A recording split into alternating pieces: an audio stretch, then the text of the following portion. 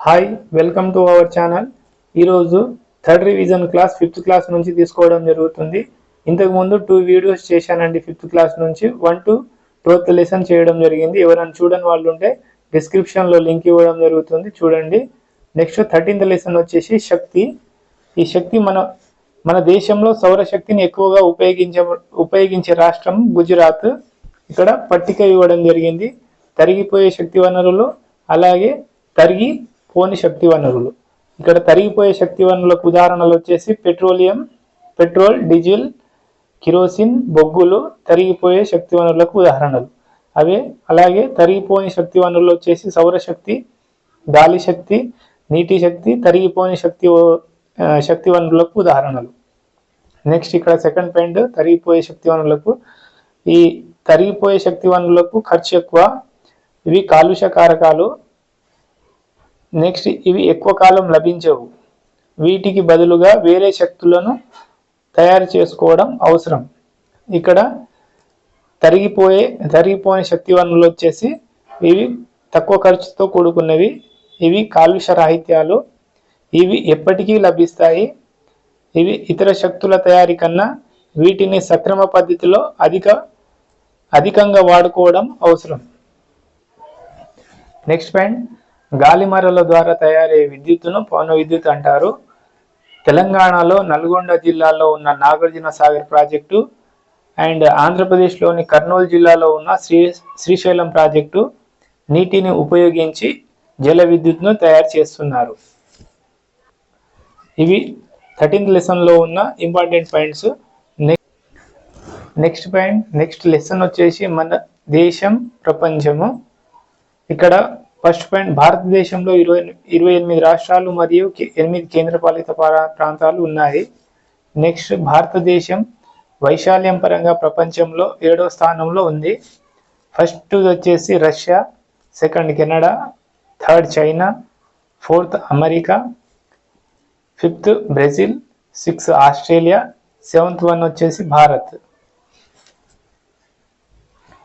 ఇక్కడ next point వచ్చేసి భారతదేశం మధ్యగా వింధ్య సత్పుర పర్వతాలు, భారతదేశం మధ్యగా వింధ్య అండ్ సాత్పుర పర్వతాలు ఉన్నాయి.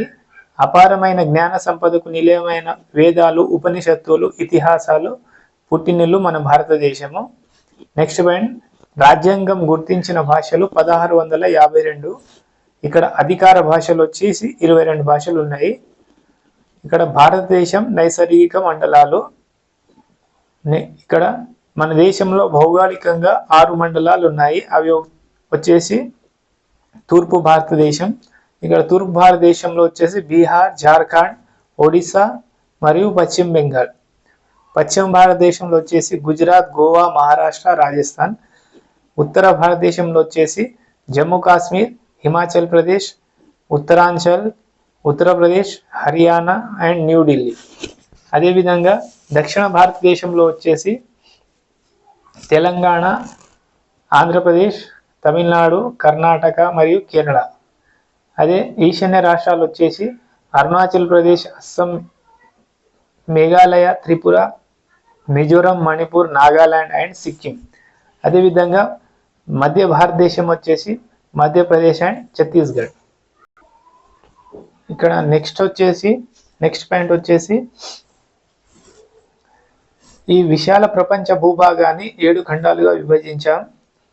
1వది ఆసియా, 2వది ఐరోపా, 3వది ఆఫ్రికా, 4వది ఉత్తర అమెరికా, 5వది దక్షిణ అమెరికా, 6వది ఆస్ట్రేలియా, 7వది అంటార్కిటికా. ఇక్కడ అతిపెద్ద ఖండం ఆసియా ఖండం, అతి చిన్న ఖండం వచ్చేసి ఆస్ట్రేలియా ఖండం. ఇక్కడ ప్రదేశం మరియు ఆ ప్రదేశంలో ఉన్న పర్వతాలు చూద్దాము. భారతదేశంలో హిమాలయ పర్వతాలు. ఇక్కడ భారతదేశంలో హిమాలయ పర్వతాలు, దక్షిణ అమెరికాలో ఆండీస్ పర్వతాలు, ఐరోపాలో ఆల్ప్స్ పర్వతాలు. నెక్స్ట్ వచ్చేసి ప్రపంచంలోనే అతి ఎత్తైన శిఖరం ఎవరెస్ట్ శిఖరం, అది ఇండియాలో ఉంది. నెక్స్ట్ గంగా నది హిమాలయాల్లో పుట్టి ఇండియా, నేపాల్ దేశాలలో ప్రవహిస్తుంది. నెక్స్ట్ ఇక్కడ జలభాగం చూస్తే భూమిపై విశాలమైన ఉప్పు నీటి భూభాగాలను మహాసముద్రాలని, చిన్న వాటిని సముద్రాలని అంటారు. ఇక్కడ మహాసముద్రాలు 5. అవి పసిఫిక్ మహాసముద్రం పెద్దది, అందుట్లో హిందూ మహాసముద్రం, అట్లాంటిక్ మహాసముద్రం, ఆర్కిటిక్ మహాసముద్రం, అంటార్కిటిక్ మహాసముద్రం. ఇక్కడ వరుస క్రమం కూడా చాలా ఇంపార్టెంట్ అండి. పసిఫిక్ మహాసముద్రం వచ్చేసి పెద్దది, రెండవది ఏదంటే అట్లాంటిక్ మహాసముద్రం, మూడవది హిందూ మహాసముద్రము, నాలుగవది అంటార్కిటిక్ మహాసముద్రం, ఆర్కిటిక్ మహాసముద్రం వచ్చేసి 5వది చిన్నది అన్నట్టు. ఇక్కడ పసిఫిక్ మహాసముద్రము, హిందూ మహాసముద్రం, అట్లాంటిక్ మహాసముద్రం, ఆర్కిటిక్ మహాసముద్రం, అంటార్కిటిక్ మహాసముద్రం. నెక్స్ట్ ఇక్కడ అన్ని వైపుల నీటితో ఆవరించబడి ఉన్న చిన్న భూభాగాలను ద్వీపాలు అంటారు. ద్వీపానికి ఉదాహరణ Greenland and great Britons. Next point, 3 వైపుల నీరుండి ఒకవైపు భూభాగాలతో కలిసి ఉన్న దానిని ద్వీపకల్పం అంటారు. ఇవి మనకు తెలియాల్సినవి. ఫస్ట్ పాయింట్, సముద్ర మట్టం నుండి 1000 కిలోమీటర్ల ఎత్తున పోయే కొలది 6 డిగ్రీ సెంటీగ్రేడ్ ఉష్ణోగ్రత తగ్గుతుంది. నెక్స్ట్, భూమిపై జలభాగం 70% ఉంటే అదేవిధంగా భూభాగం మీద 30% ఉంటుంది.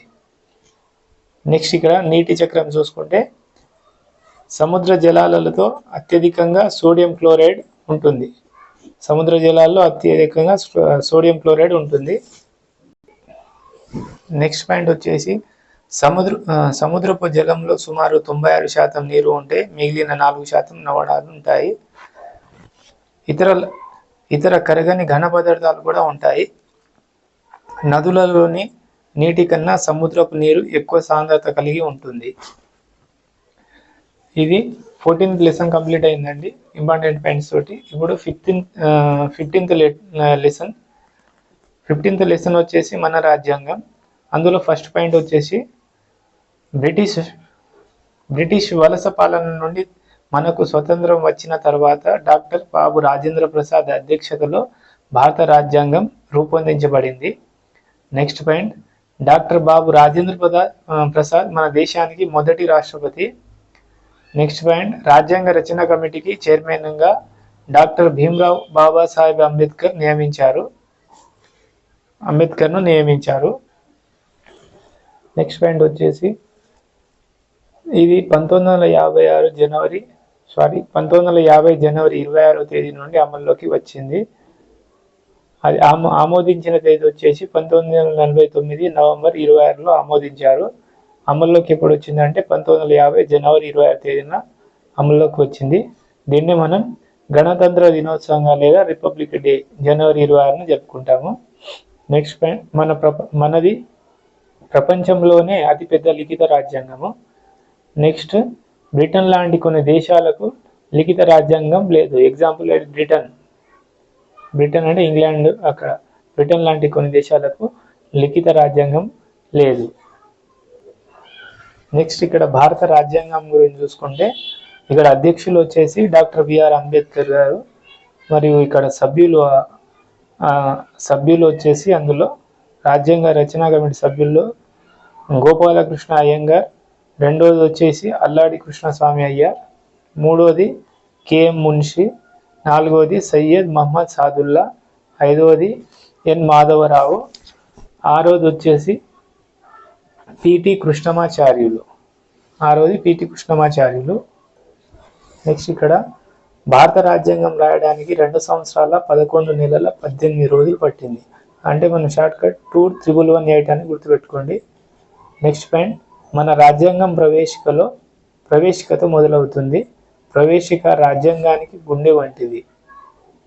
ఇక్కడ ప్రవేశిక క్రమం చూసుకుంటే మన భారతదేశాన్ని సర్వసత్తాక స్వామ్యవాద, లౌకిక, ప్రజాస్వామ్య, గణతంత్ర రాజ్యాంగంగా రూపొందించుకోవాలని ఒక సమిష్టి నిర్ణయం తీసుకొని ప్రవేశికలో పొందుపరిచారు. ఇక్కడ లౌకిక రాజ్యం అనగా మత ప్రమేయం లేని రాజ్యం అన్నట్టు. ఇక్కడ భారతదేశంలో హిందువులు వచ్చేసి 80% మంది ఉన్నారు, ముస్లింలు 13% ఉన్నారు, అదేవిధంగా మూడవది క్రైస్తవులు వచ్చేసి 2% ఉన్నారు. నెక్స్ట్ ఇక్కడ బౌద్ధ మతం, జైన మతం, సిక్కు మతం మన భారతదేశంలోనే పుట్టాయి. ఇతర దేశాలకు వ్యాప్తి చెందింది బౌద్ధ మతము. నెక్స్ట్ ఇక్కడ మీకు పార్లమెంట్ అంటే ఏంటంటే, పార్లమెంట్ వచ్చేసి లోక్సభ ప్లస్ రాజ్యసభ రెండింటిని కలిపి మనం పార్లమెంట్ అంటాము. పార్లమెంట్లో ఉన్న మొత్తం సభ్యుల సంఖ్య 790. అదేవిధంగా లోక్సభ 543 ఓట్ల ద్వారా మరియు ఇద్దరు వచ్చేసి ఎన్నికలు లేకుండా నామినేట్ చేయబడతారు. అంటే 543 మంది ఏమో ఓట్ల ద్వారా ఎన్నుకోబడితే ఇద్దరు వచ్చేసి నామినేట్ చేయబడతారు. నెక్స్ట్ టోటల్ లోక్సభలో మొత్తం సీట్లు 545. అదేవిధంగా రాజ్యసభ గురించి చూసుకుంటే 233 ఓట్ల ద్వారా 12 మంది నామినేట్ చేయబడతారు. మొత్తం రాజ్యసభలో మొత్తం సీట్లు 245. అదేవిధంగా మనం రాష్ట్రాల అసెంబ్లీ పరంగా చూసుకుంటే మన అసెంబ్లీ పరంగా చూసుకుంటే శాసనసభ ప్లస్ శాసన మండలి అంటే ఎమ్మెల్సీ ఈ రెండింటిని కలిపి అసెంబ్లీ అంటారు. ఇక్కడ అందుట్లో ఫస్ట్ పాయింట్ ఓట్ల ద్వారా శాసనసభను 119 మంది ఎమ్మెల్యేలను ఎన్నుకుంటారు మన తెలంగాణలో అయితే. అయితే శాసన మండలి 40 ఎమ్మెల్సీలను ఎన్నుకుంటారు. మన దేశంలో 18 సంవత్సరాలు దాటిన ప్రతి ఒక్కరికి ఓటు హక్కు ఉంటుంది. నెక్స్ట్ వచ్చేసి ఇక్కడ సౌభ్రాతృత్వం అంటే సోదరి భావం అని అర్థము. నెక్స్ట్ ఈ విధంగా రాసుకున్న రాజ్యాంగాన్ని రాజ్యాంగ పరిషత్ 26 నవంబర్ 1949 నాడు ఆమోదం తెలిపింది. నెక్స్ట్ పాయింట్ 24 జనవరి 1950 నాడు రాజ్యాంగ సభ సభ్యులు అందరూ సంతకం చేశారు. నెక్స్ట్ పాయింట్ మన రాజ్యాంగం 1950 జనవరి 26 నుండి అమల్లోకి వచ్చింది. అదే గణతంత్ర దినోత్సవం. ఇది వరకు 15th లెసన్ కంప్లీట్ అయింది ఇంపార్టెంట్ టాపిక్స్ తోటి. ఇప్పుడు నెక్స్ట్ బాలల హక్కులు 16th లెసన్. ఇది 5th క్లాస్లో లాస్ట్ చాప్టర్ అండి. బాలల హక్కులు ఈ బాలలకు ప్రధానంగా 4 హక్కులు ఉంటాయని తెలిపారు. అందులో ఈ వరుస క్రమం కూడా ఇంపార్టెంట్. ఫస్ట్ది జీవించే హక్కు, రైట్ టు సరియల్. రెండోది రక్షణ పొందే హక్కు, రైట్ టు ప్రొటెక్షన్. మూడోది అభివృద్ధి చెందే హక్కు, రైట్ టు డెవలప్మెంట్. నాలుగోది భాగస్వామ్య హక్కు, పాల్గొనే హక్కు, రైట్ టు పార్టిసిపేషన్. ఇక్కడ హెలెన్ కెల్లర్ గురించి తెలుసుకుందాము.